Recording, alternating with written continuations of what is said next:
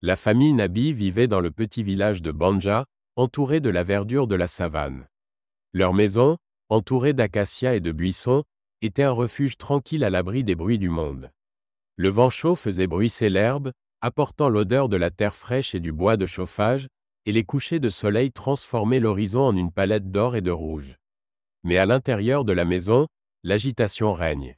Le plus jeune fils, un garçon nommé Lemo, est fiévreux depuis des jours. Sa respiration est lourde et sa peau est brûlante. Il ne veut pas dormir, dit la mère en ajustant un lambeau de tissu sur le front de son fils. Son état s'aggrave. La fille aînée de Nadia, une jeune fille à la voix douce et aux grands yeux, s'est assise à côté d'elle, serrant la main de son frère.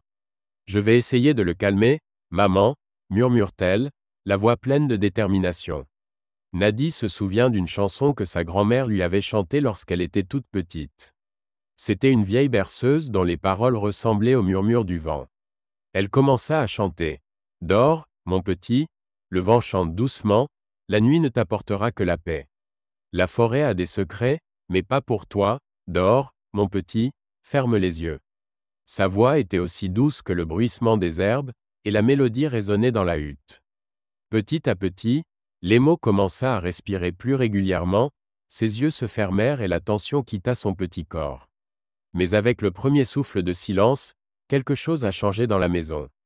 L'air devint plus frais et la lumière de la lampe diminua, comme si quelqu'un d'invisible l'avait recouverte d'une main.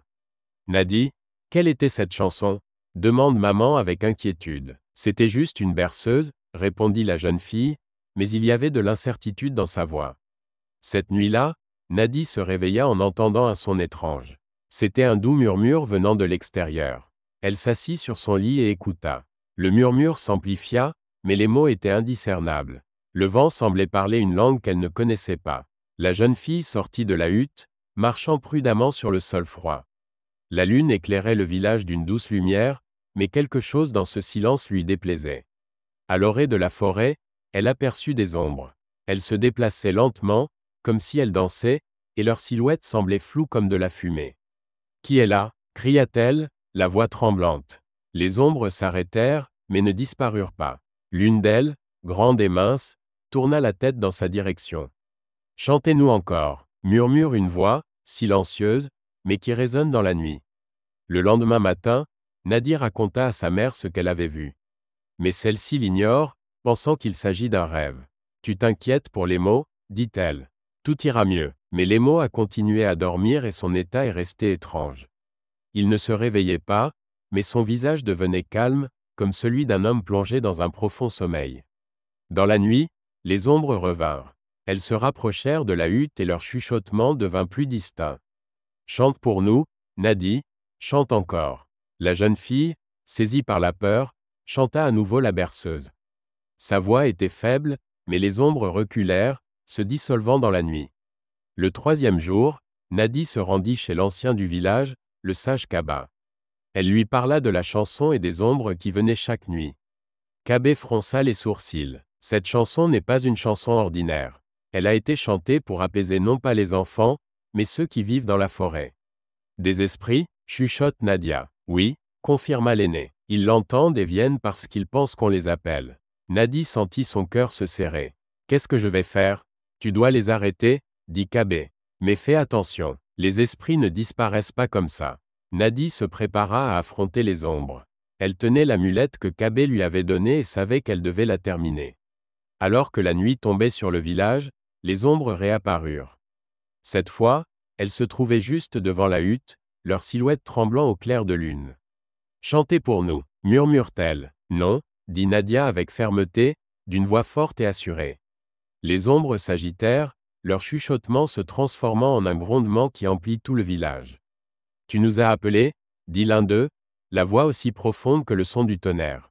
« Je ne savais pas ce que je faisais, » répondit-elle. « Va-t'en. » Elle leva l'amulette et la lumière qui s'en dégagea éclaira les ombres. Elles sifflèrent comme si elles avaient été brûlées et commencèrent à s'estomper. Lorsque ce fut terminé, Lemo se réveilla. Ses yeux étaient clairs et sa peau ne brûlait plus. Il serra sa sœur dans ses bras, sans se rendre compte de ce qui s'était passé. À partir de ce moment-là, Nadia ne chanta plus jamais cette chanson. Les esprits étaient partis, mais on sentait encore leur présence. Après cette nuit, Nadia a essayé de ne plus penser à cette chanson, qui avait été une véritable épreuve pour elle. Mais au fond d'elle-même, elle sentait que les esprits de la forêt n'avaient pas complètement disparu. Chaque fois que le vent murmurait dans les branches des acacias, elle tressaillait, craignant d'entendre les mots familiers « Chantez-nous encore ». Les mots se rétablissent rapidement. Il courait à nouveau dans le village, riait et jouait avec les autres enfants, mais parfois, lorsqu'il était seul, son regard devenait sombre et il y avait un vide étrange dans ses yeux. « Tu vas bien ?» lui demande un jour Nadia, assise à côté de lui près du feu. « Je les ai vus » dit Lemo en baissant les yeux. « Qui » Sa voix tremblait, bien qu'elle connaisse la réponse. « Ceux qui sont venus te voir. Ils m'ont appelé, mais je n'y suis pas allé. Tu m'as sauvé » dit-il en la serrant dans ses bras. Au bout de quelques semaines, des choses étranges ont commencé à se produire dans le village. La nuit, les gens entendaient un léger son, comme si quelqu'un jouait d'une cloche lointaine. Ce bruit venait de la forêt, que les villageois essayaient d'éviter. Ce n'est que le vent, disaient certains. Non, ce sont les esprits qui veulent revenir, murmurent d'autres. Nadie savait que la sonnerie était liée à une chanson. Elle se tourna vers l'aîné Kabé, espérant obtenir des réponses. Les esprits laissent toujours une trace, dit-il, la voix lourde. Vous les avez arrêtés, mais ils attendent toujours d'être appelés. Que puis-je faire demanda Nadie. Kabé soupire. La seule façon de les calmer est d'accomplir un rituel d'adieu. Vous devez aller dans la forêt et terminer ce que vous avez commencé. Nadie rassembla un petit groupe. Lemo insista pour l'accompagner, et même si son cœur se brisait de peur pour son frère, elle ne pouvait pas lui refuser. Je veux aider, dit-il en lui serrant la main. Kabé les accompagna, muni d'une ancienne amulette et d'un sac d'herbe qui, selon lui, apaisait les esprits. La forêt les accueillit avec un air lourd et humide.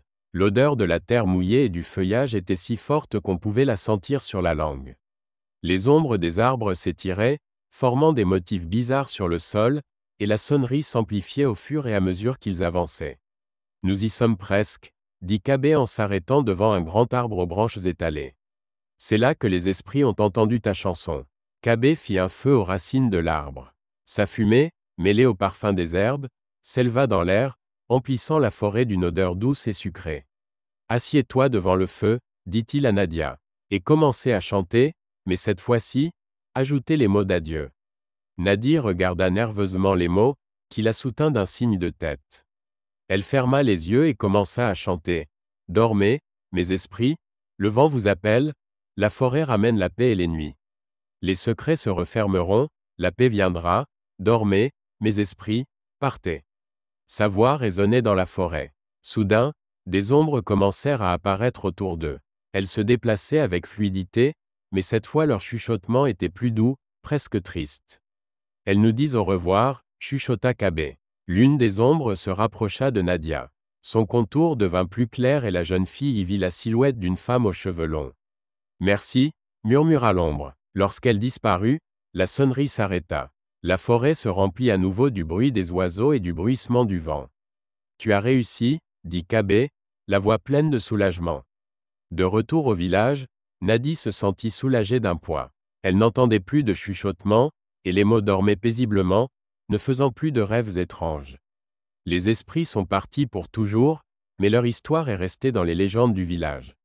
Nadie devint un symbole de force et de courage, et son nom était répété autour des feux de camp, racontant aux enfants la chanson qui avait réveillé les esprits. Pensez-vous que les esprits auraient pu revenir si le rituel n'avait pas été accompli? Faites-nous part de vos réflexions dans les commentaires et n'oubliez pas de vous abonner à notre chaîne pour entendre d'autres histoires qui font réfléchir et qui donnent froid dans le dos.